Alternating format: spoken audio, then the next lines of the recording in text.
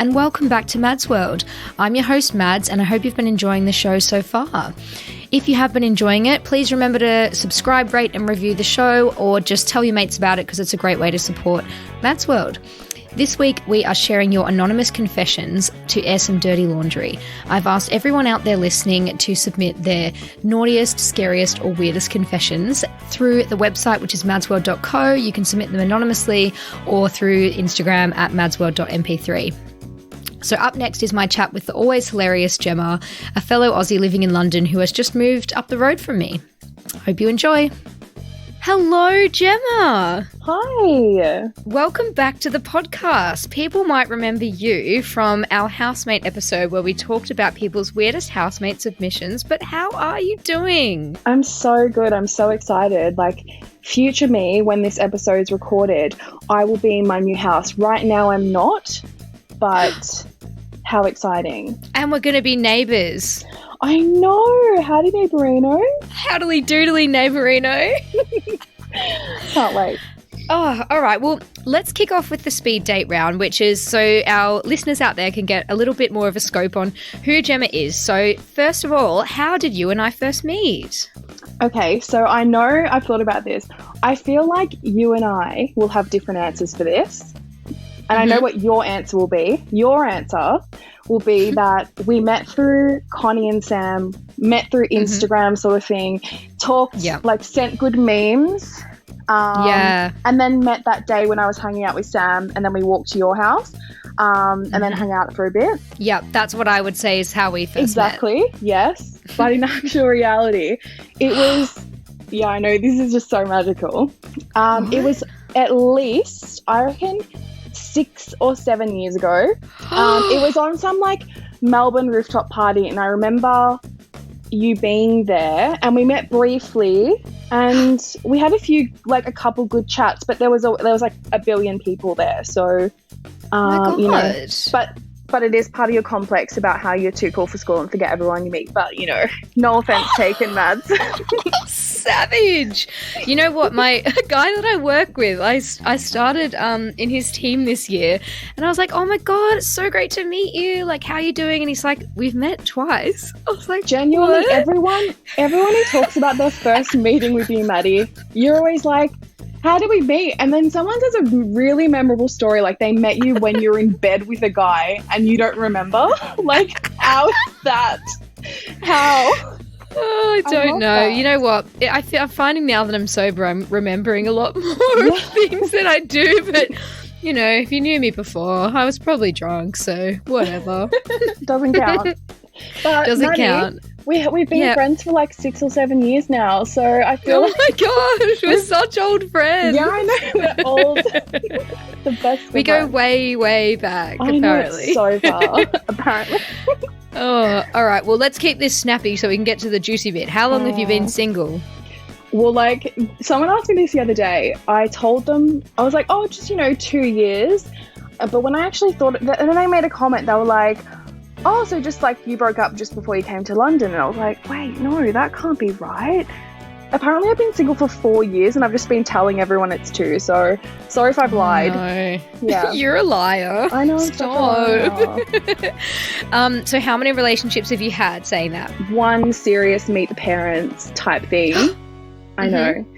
That was like 3 years, and a few pre-relationships here in London, but like never really goes beyond that. So yeah. Okay. So like a few casual, like seeing each other vibes. Yeah. But not like Facebook official. Yeah, exactly. That's the one.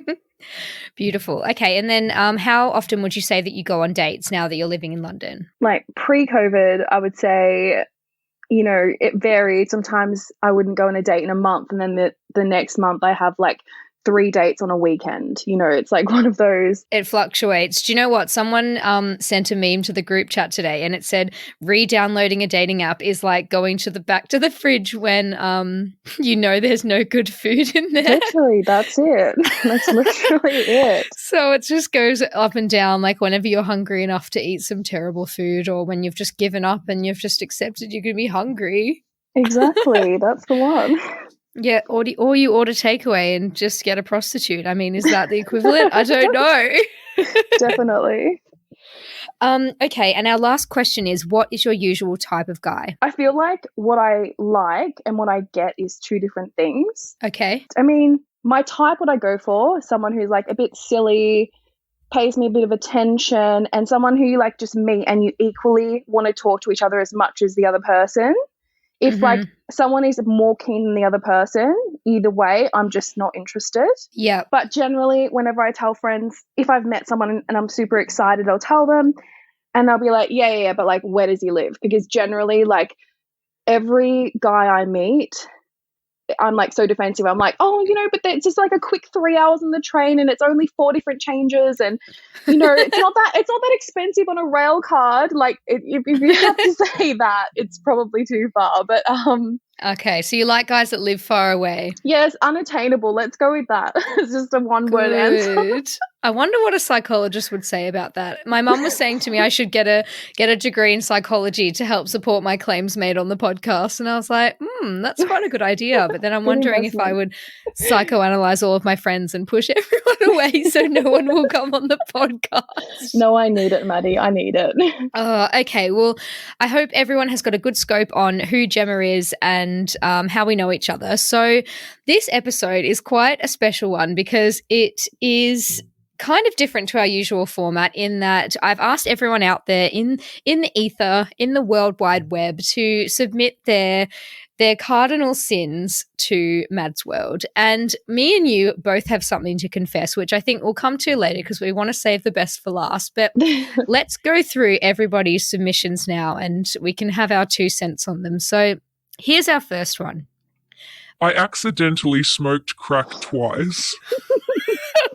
How does one accidentally smoke crack?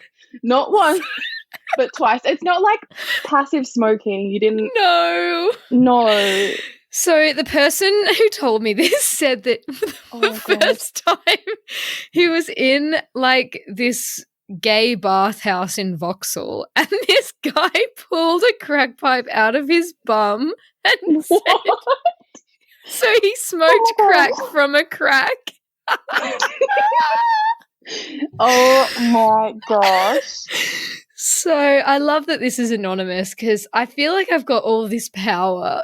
It's almost poetic. It's beautiful in a way. Smoking crack from a crack. Oh, so here's the next one. When my ex-boyfriend used to go to the bathroom, I would drink out of his wine glass instead of mine. Yeah, I don't see anything wrong with that. Me too. Great tactic. And also, it's a great tactic because this person also said that her boyfriend would top up his wine glass just a little bit more than her. So she'd be like, fuck you. But at the end of the day, if you're both doing that, you may as well just swap glasses because imagine he's doing it too. I feel like, that's acceptable. Definitely. Yeah. I would say nothing to be ashamed of. Play on. Yeah, next keep one. Going. Next. Next. I've shagged 3 out of 5 of my friendship group and none of them know. Well, that sounds like you've only got 2 to go to me. 2 more. Check. I feel like, is this during COVID? Because that's probably the only acceptable time, to be honest. But yeah, super spreader vibes. Yeah, exactly. They're doing the responsible thing, if anything. So yeah. All right, here's the next one. I've eaten zebra. Oh, God. Okay, where? How? What country? Was it at the zoo? Was it at the zoo? One of those experiences at the zoo. Do you feel like, though, that the zebra might be Africa's kangaroo? Maybe like there's so many of them that they need to eat them because they're becoming a bit of a plague. Exactly. Like any other country outside of the continent of Africa wouldn't understand it. It's like when people judge Australians if they eat kangaroo, thinking they're a national treasure. But really, do you know what I mean? Yeah, it's like when people say here they'd never eat their national animal, and I'm just like, isn't it a lion? Like, where would you even get that? And also, the national animal of Scotland is a unicorn. Like, they're not eating that because they simply can't. Like, yeah, they can't. But would they if they could? That's my question. If someone said, "Here's a unicorn steak, try it," I would say yes. I'm not even going to lie. Sam's going to hate this. She hates animal cruelty. She hates meat. She's going to hate this episode. Lucky, we should do a disclaimer at the start. No unicorns were harmed in the making of this podcast. Please do. Such a crap joke. Okay, here's the next one. I went to Bangkok and slept with a ladyboy. Everyone's thought about it, but I did it. Love it. My question is, did you go there to sleep with a ladyboy, or did you go there and sleep with a ladyboy?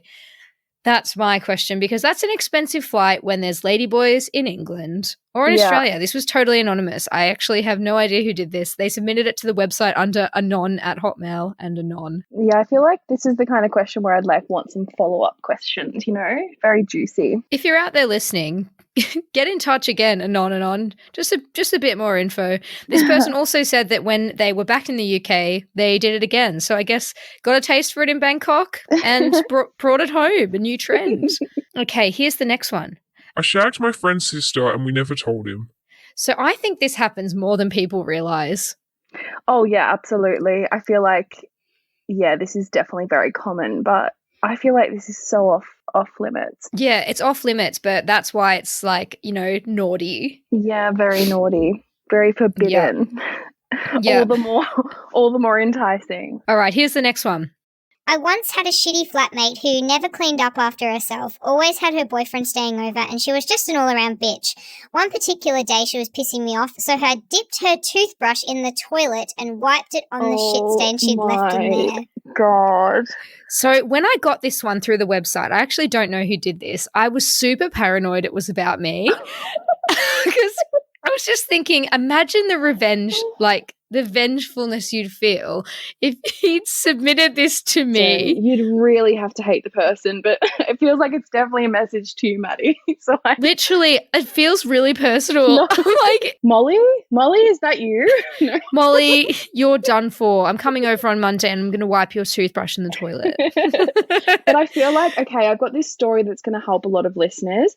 Okay, so someone told me that when you're in a hotel, always take a decoy toothbrush, because if you leave your crap around, which I do in a hotel because I'm a messy person at heart, whenever I leave things everywhere, if they're annoyed at your mess, what do you think they're going to do? Yeah, I'm not accusing anyone, but just bring a decoy toothbrush. That's insane. What, you think they're dipping it in the toilet? I mean, I heard it on another podcast. Sorry, I'm not, I'm sorry, I'm cheating on you, but. And everyone knows all podcasts are completely 100% true and factual. Exactly. Oh my God, that has to be It was true. like industry talk. It was industry talk. So, yep, that's where I'm from. So just, it makes sense. Okay. It makes sense, okay? It makes sense, but also how can you be annoyed at someone's mess when you're a maid? Like, that's literally your one job. I know, but they've had a long day. All right. Next one. I had my first threesome 20 years ago with two brothers. Oh, God. Again, God. I think this is probably more common than people realise. I don't know. I had a few submissions that were very family focused, let me just say. For the last time, I told you not to read my personal text on your podcast. Seriously. It was personal. 20 years ago? How old are you? 7? 6? Please stop. No. Not like this, Gemma. Not like this. Okay, here's the next one. I reversed into my brother's car and I'm not going to tell him. Oh, God. I feel this inside. Like, this really hurts because it's just one of those things where you just want to take it back so bad, but you just can't. Yeah. And also, like, when your brother walks in the house and he's like, oh my God, someone's reversed into my car. And you have to be like, what? Oh my God, that's so crazy. I can't believe someone did that. I'm like, what? They were crazy. Yeah, one time I was I came out the house when I was back in Australia and I was rushing to get to work, and I walked right past the cleaner's car that was parked right behind mine, jumped in my car and then full on reverse, just revved the engine to back out the driveway as fast as I could. Bang, like into her car, and she was fucking fuming. Oh God, I thought you were going to tell me that you drove off, and I was like, whoa, this is a new low. I'm not going to admit to that on the podcast either if I did. Is it your confession now? No, the confession's far worse. No, I went inside and did the right thing, for the record. Good. Okay, here's the next one. I threw up in my friend's mouth when we got together once. Oh God. That's like... You know what? I'm going to say play on. Everyone's been there. God. What? Maddie, what? Everyone's No. thrown up in a weird place. I'm sorry, Not in but someone's mouth. And I feel like there's the warning with vomit. Like, you feel sick. You don't just continue kissing someone when you're on the verge of vomiting. Like, there's a fair warning that you get. It's never just like, oh, I threw up. Like, it's always... disconnect the kiss. Unlock those lips. You get, like, at least a 10-second warning with vomit. At least. Minimum. Minimum. Oh, all right. Well, here's our last submission before we get into our story time where both of you and I are going to confess something quite disturbing. So this is the most disturbing submission of them all. I found a condom up my vagina 2 days later. I thought it was lost in his bed. That is just... No. They're like begging... They are begging for toxic shock syndrome. I'm telling you. They warn Honestly, you about... that was the most cursed submission that we had. Oh, that's so gross. So cursed, honestly. But yeah, good on you for reaching out to Mad's World. We're a non-judgmental podcast. Exactly. We like to hear from all types of people, diverse people. Honestly, it's people's used mistakes that create the podcast and make it what it is. So, you know what? If you've got any more confessions out there in the world, people, come to Auntie Mads and she'll make you feel better about it by announcing it to the world. Love that. All right. Well, now the time has come for you and I to confess a little something. So there's been something I've been wanting to get off my chest for quite a while. And my old housemates used to think this was the funniest thing ever and the most fucked up thing that I'd ever done. So basically, this was a few years ago now. So whenever I would have guests over, like whether it was a guy I was seeing or whether it was a friend or whatever, whether it was Dan or if you'd come over, if we'd known each other, we'd be, getting ready for bed. And I really hate when someone next to me, if it's a friend or whoever, has like a smelly breath. And like people wouldn't, like while I'm trying to sleep, because like if they're breathing on me, I can smell it and I'm really aware of it. So I'd be like, I'm going to brush my teeth. And then I'd say, I've actually got a brand new toothbrush that it's not even out the packet. You can use it if you want. It's never been used. And then they'd be like, oh, awesome. Thanks so much. So I'd go under the cupboard in the bathroom and like ferret around and be like, and like pretend I was opening it up and then just get what I dubbed the guest toothbrush and just give it to them and be like, here you go, it's brand new. No, Maddie, no. Yeah, and I made everyone use it. So you're telling me that time I stayed... No. You've never slept over, but if you don't use... Maddie, one time... I think we've established that I'm not sleeping over at your house because you take pictures of your friends sleeping. We have It's already cute. I think it's cute. No. I'm going to make a picture album of it or like an Instagram called My Friend Sleeping. So yeah, that's my confession, is that if you've ever slept in my house between the years like 2018 to 2017 to 2019, you have COVID. No, it didn't exist then. But if it did, did you not ask why the toothbrush was like all bristly and like looked like a big... by the end, it got so bristled that someone did say something, and I was like, "Oh, sorry, that's the wrong one. I actually used that to clean the sink. Yeah, I can't find the new one," because it got to the point where it was like proper bristly because so many people had used it.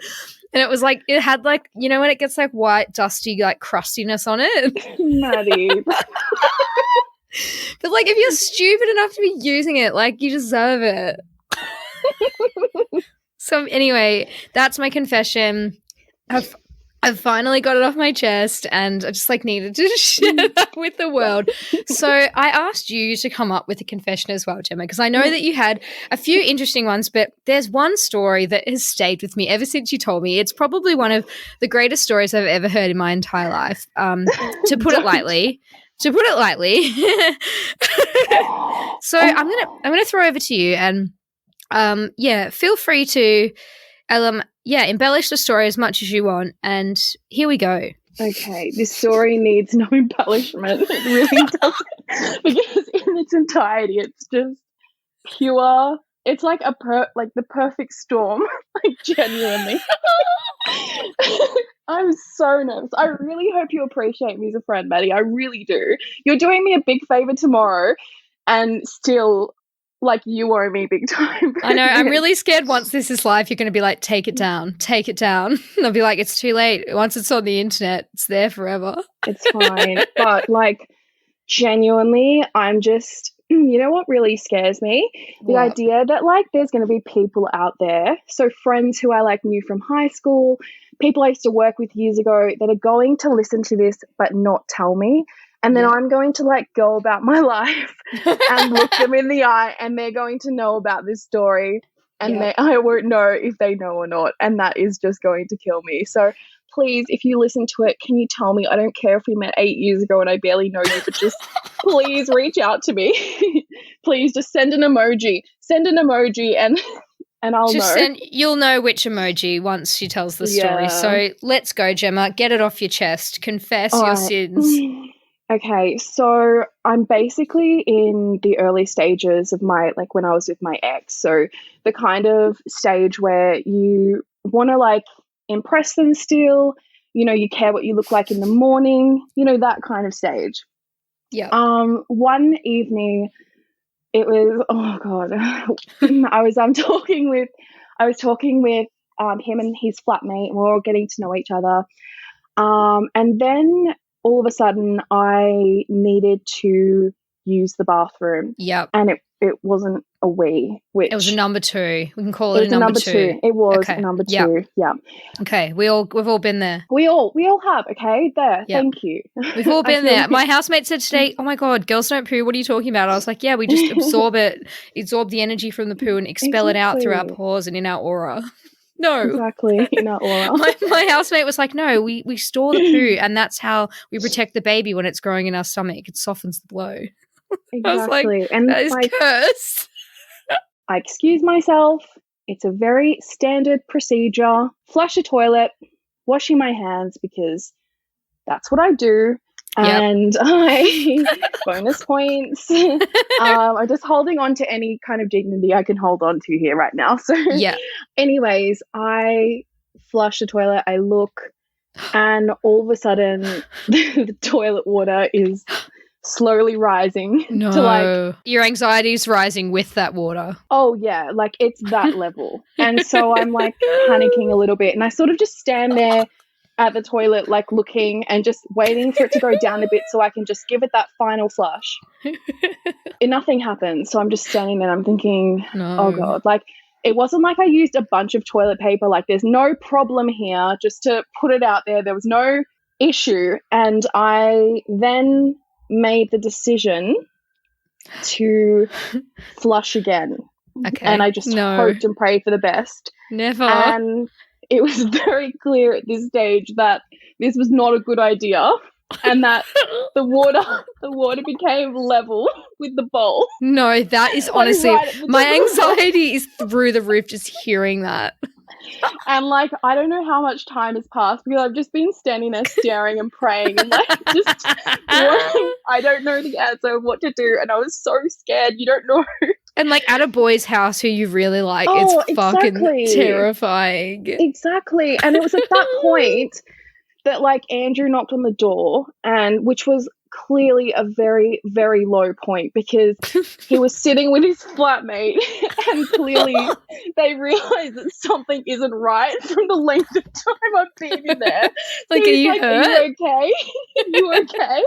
And I was obviously like, I couldn't say no because I was like, yeah, everything's fine.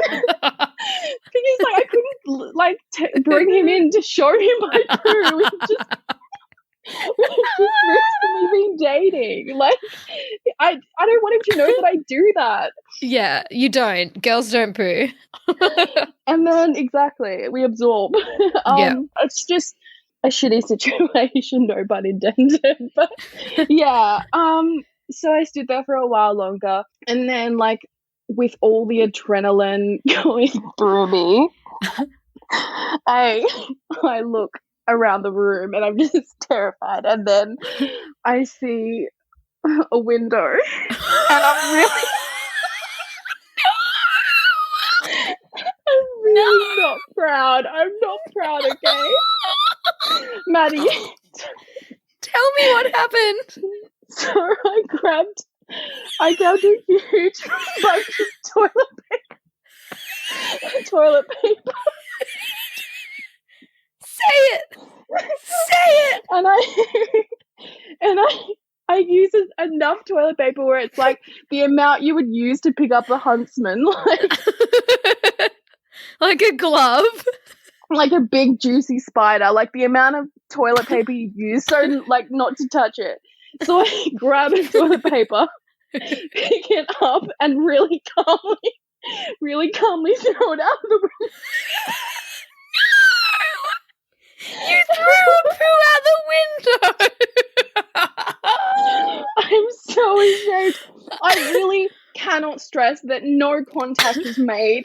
No contact was made whatsoever. And also, while you're sitting there, do not judge me, because what would you have done in that situation?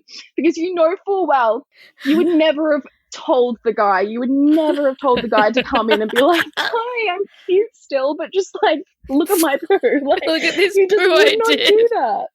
No. And then, so it's out the window. And what happens next? Basically, from what I understood about the house, that part of where I threw it was like the side of the house with, you know, super tall grass. Yeah. And it's like the area between the fence, like the neighbor's fence, and Yeah. you know, yeah. So I thought I was in the clear. But then, anyways, I rejoined like Andrew as if nothing had happened. He asked if I was okay and all that, and I probably like had a tear running down my face as I said, "Yeah, I'm fine." So traumatized.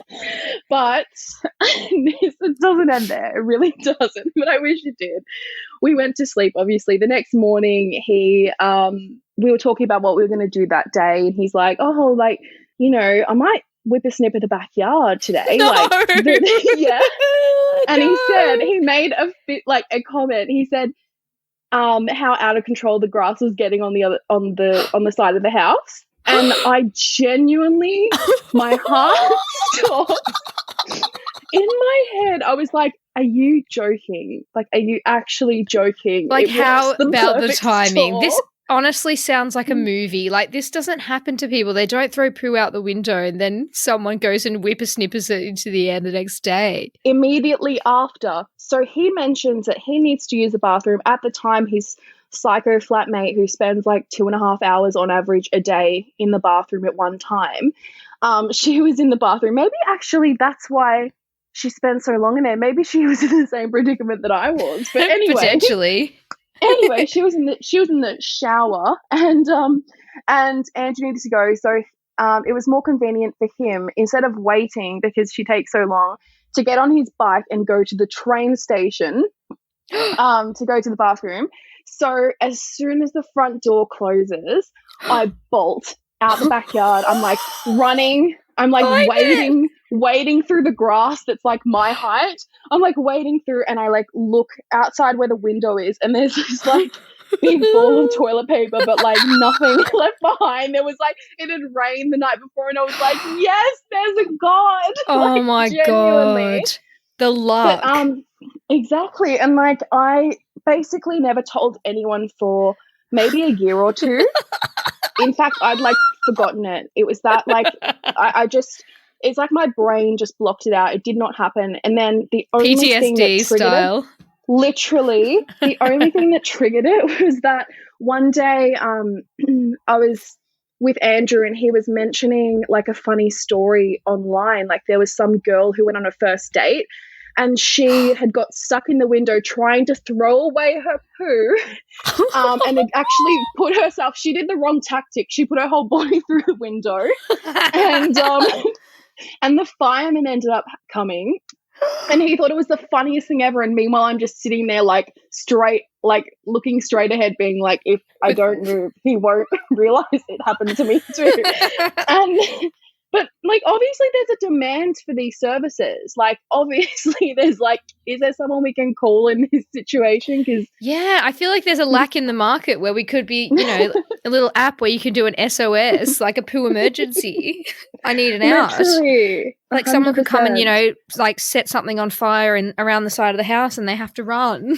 100%. But like, I started off by telling him, and then it turned into my sister, and then like a few friends, and then now everyone I know. So don't judge me. And Please now don't everyone judge I me. know. So Yeah. and if the podcast Yeah. gets famous, probably everyone knows, which Yeah, I I'm going to have hope. to change my name and go off the grid. And literally. That's okay. I mean, you know what? That's what the beauty of Mads World is that authenticity is funny and it's likable. So, you know what? Congratulations, Gemma. I have to say, you've really outshone my toothbrush confession, and hopefully everyone forgets about that in the wake of your story. Yeah, not going to happen. I'm ruined. I'm ruined. Honestly, well, you've been an absolutely stellar guest, Gemma, and I'm so glad that you were able to get that off your chest and we could enjoy everyone else's lovely submissions. But we're out of time. The podcast's over. So fast. What? I know, it always does. But you know what? We're friends and we can just talk. Well, we're not recording it, so I'll talk to you after this.